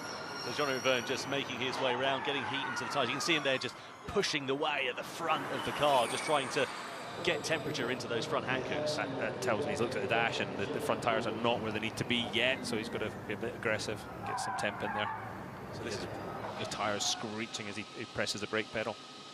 Oliver Turvey just watching on in the middle of your picture. Reserve driver for DS Penske. It's been a crucial part of how that team have been able to bounce back after a challenging 9th season last year.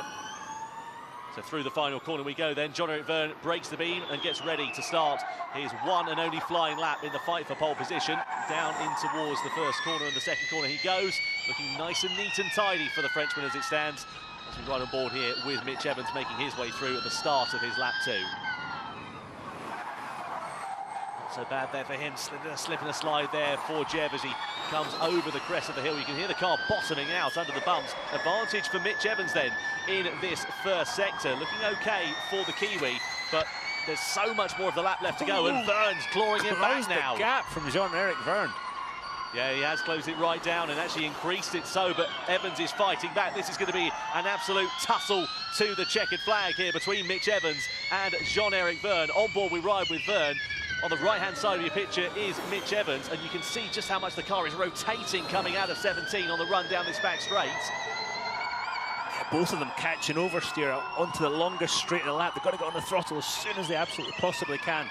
But this is back and forward. Vergne's quickest, then it's Evans. It's going to be all about the run through the final couple of corners. In towards turn 21 for Jean-Eric Vergne then. Nice exit out of here is exactly what he needs. Bit of a slide. It's a 1:12 flat for him. Mitch Evans, 3600ths of a second ahead. Through the final corner comes Mitch Evans for Jaguar TCS Racing. Can he do it? No, he can't. It's Jean-Eric Vergne then that takes pole position in the desert in Diriyah. Fantastic job for DS Penske and for the Frenchman.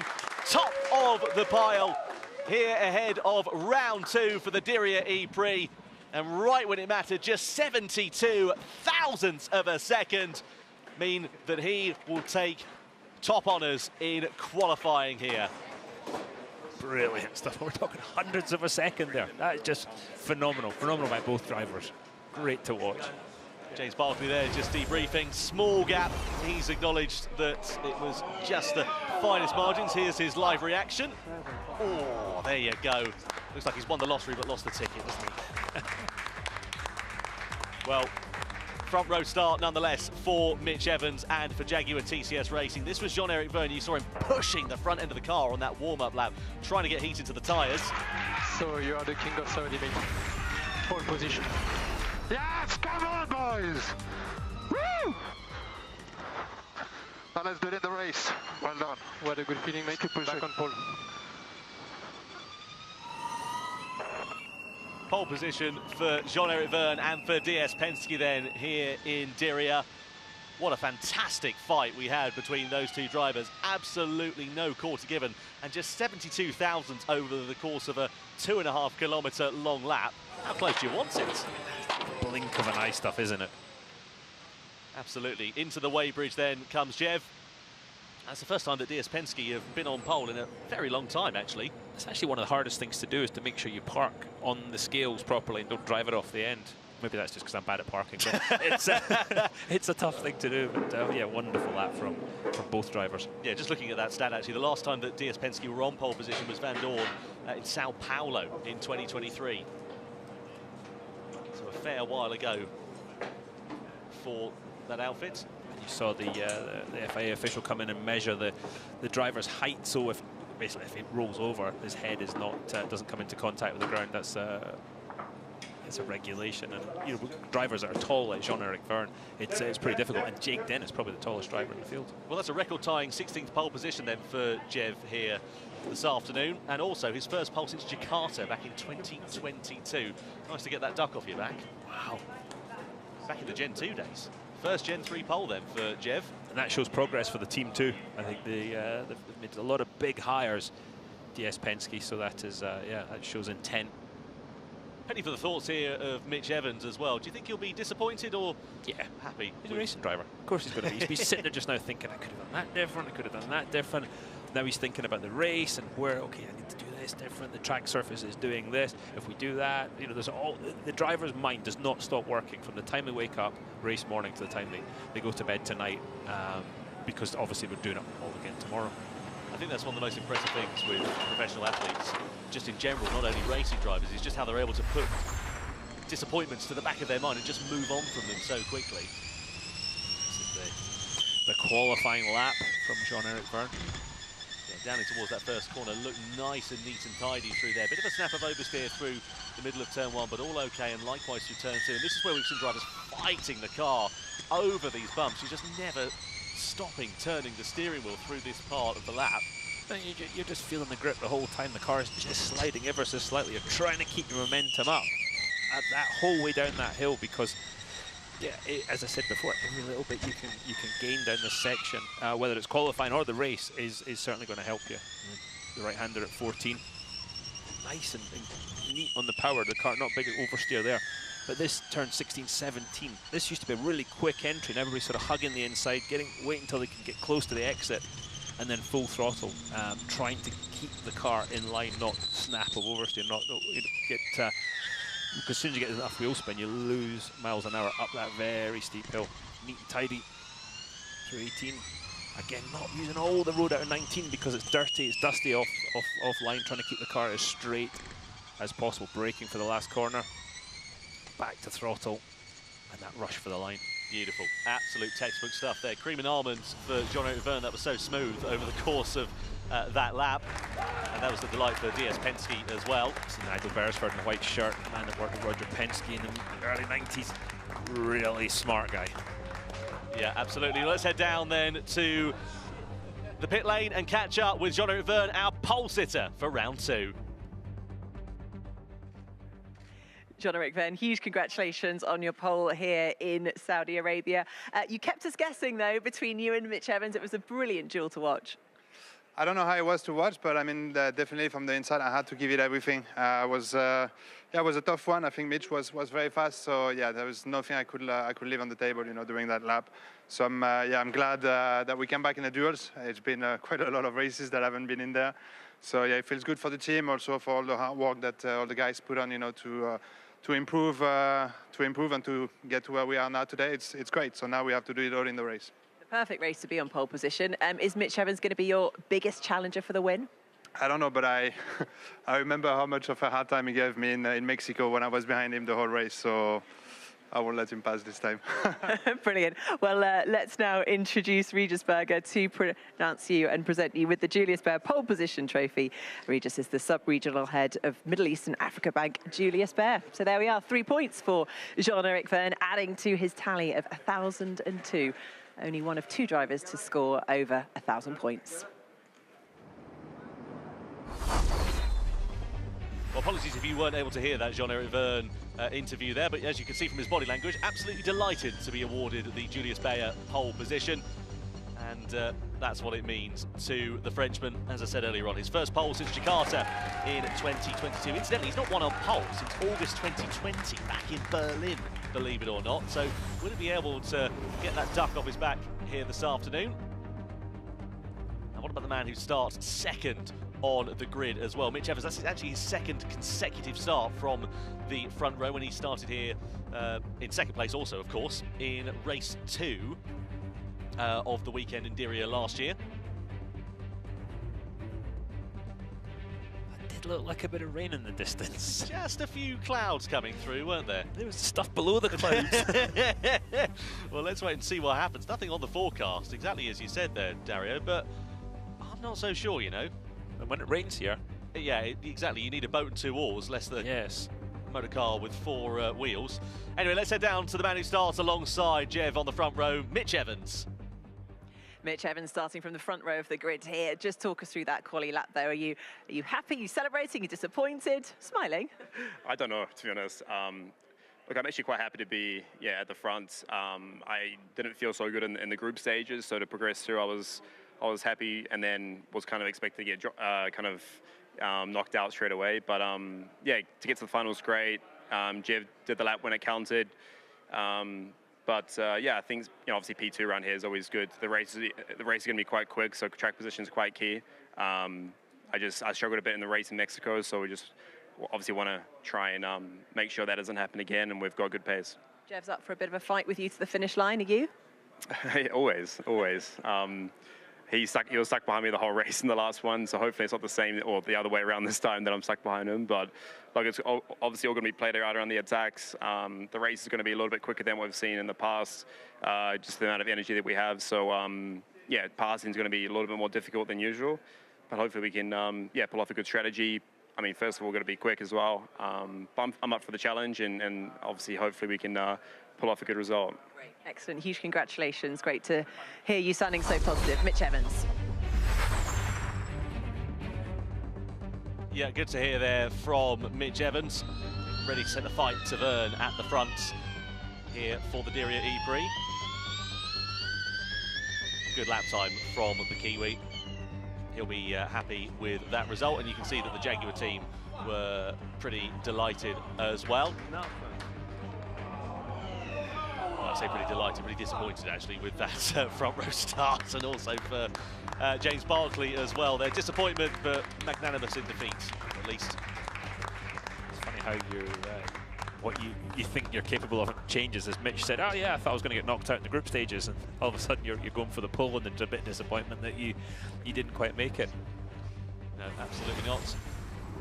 But there we go for Jaguar TCS Racing.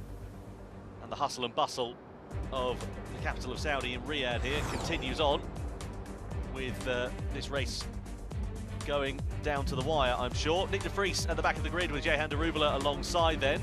And at Mortara will have Antonio Felix da Costa, who's got a penalty, lining up P20 on the grid. Then it's Lucas de Grassi, 17th. Alongside him will be Dan Tickton in 18th position.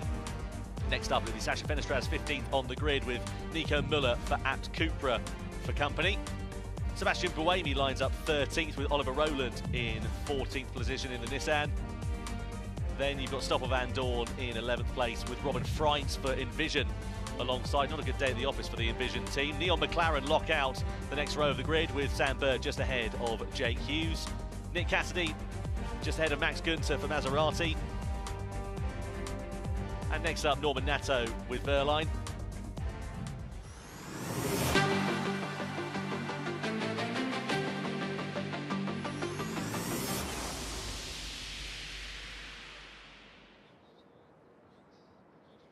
So it's Jean-Eric Vergne who sits on pole for race 2 of a Formula E race here in Diriyah. I've got myself with Andre Lotterer. We're in the paddock. It's an exciting race. The final, sorry, Andre, was really exciting. super exciting. It's amazing to see two top drivers, two top teams pushing the limits like that and squeezing everything out. It's real art at this moment, and yeah, they did a perfect job, both of them. And if you see the gap, it's like nothing. It's just a blink of an eye. So yeah, really I mean, cool. they really pushed it. I mean, just how impressed was you with Jean-Eric Vergne kind of coming through, showing his experience and getting pole? Yeah, you could see he was really building himself up to that and doing everything right. So going through the group, so he was happy. You could hear his reaction on the radio and building his own confidence, and he really mastered it himself. And yeah, he was very focused, and he could feel he had the momentum, and that's one thing. But then to do the job as well is another. So yeah, hats off. No, he definitely delivered on that. So I think Karun is just by the pit actually with some analysis on the E-pad. Yes, JJ, I managed to drag the pole sitter, Jean-Eric Vergne here. Well done, fantastic pole position. Let's get into it. So talk to me about the lap, because everyone's been complaining about the grip level being a bit low. How did it feel for you as you get the lap going here? Yeah, it's felt, you know, lap after lap, it just felt better and better, which is a nice feeling to have in qualifying, because you know that every time you get out, you're going to improve a little bit, and that's what you want to see. You know, always improvements. Yeah. Yeah, it was not not massively better, but just helps to get in the rhythm, in the flow. Yeah. Especially in all those corners, you need to be in the flow. You need to hit the apex on the right place, because otherwise you can screw this corner, screw the other one. So everything starts really from turn 5 onward to try and have a good flow. Downhill is always a bit tricky because... I just want to ask you here, because you just watching as the session unfolded, obviously you're getting more comfortable, more confident, the grip's coming, but you definitely seem to run more speed and just a slightly wider line through there. Was that something you felt as well as the session went on? You were just getting a bit braver with it? Yeah, maybe a little bit, but sometimes it doesn't necessarily mean that you're going to go faster, you know, because then you have poorer exit, and with those cars you cannot really do a lot of combine because of the tires. So yeah. What about the run here? Because you look like 12, 13 here. A lot of people were struggling just with a snap at 13. It looks like a bump there before you bring it back. That was actually my best. The best I've done out of the whole qualifying, I think. Yeah. I was able to keep the car, you know, straight and brake straight for that corner. Yeah. And I think it helped me quite a lot for the exit. How tricky is braking for this next one? Horrible. Is it? I don't like that corner. I don't feel very good. Why is that? Just no grip underneath? Yeah, no grip, and you need to really stay on the inside, because then you have no grip. Yeah. But it doesn't feel like a natural line to have. It's a very, very long corner, and you feel like you want to, you know, V it a little bit and straighten up the exit, but you can't really do it. What about the chicane? Because you've done most of the hard work now, just the last couple of corners. How did it feel here? Well, it feels that it's the place where you can fuck it out, you know. I mean, screw it all, sorry. So, yeah, it's... but you also need to push also on the other hand, because you know that the other guy, Mitch, is pushing also very hard, and you have to squeeze in every, you know, hundreds that you can have. How brave were you there at the end? I don't know. There's not much to gain. I think it's more for the show. Okay, listen, the last 5 pole winners have gone on to win the race. Are you going to win it today? I hope so, then. I hope so. All right, listen, thank you very much, and apologies for the language. Yeah, sorry. I'm sorry. Yeah, I think Karun said it, but yeah, apologies for language if you offended. Obviously slightly over-excited about taking pole. Quickly, if you can, Andre, temperature's going down, track's getting quicker. That's going to be exciting for the race later. Yeah, definitely. But of course, the race is a completely different dynamic. Energy management comes into play. And overtaking is a good spot here at turn 18. But as you know, offline is quite dusty, as you saw. The lap time improvements were quite big. So you will see drivers try to make some moves there, but not sure they're going to work out. So it's really difficult to overtake there. And yeah, let's see if we get some good action. Brilliant. Well, thanks for your time today, Andre. Don't go anywhere, because we've got 37 laps of wheel-to-wheel racing coming up very soon for a race under the lights here in Diriyah. We're going to be on the grid, we'll be hearing from the drivers, there's going to be music, it's going to be lively, and we'll also hear from the team principals and more.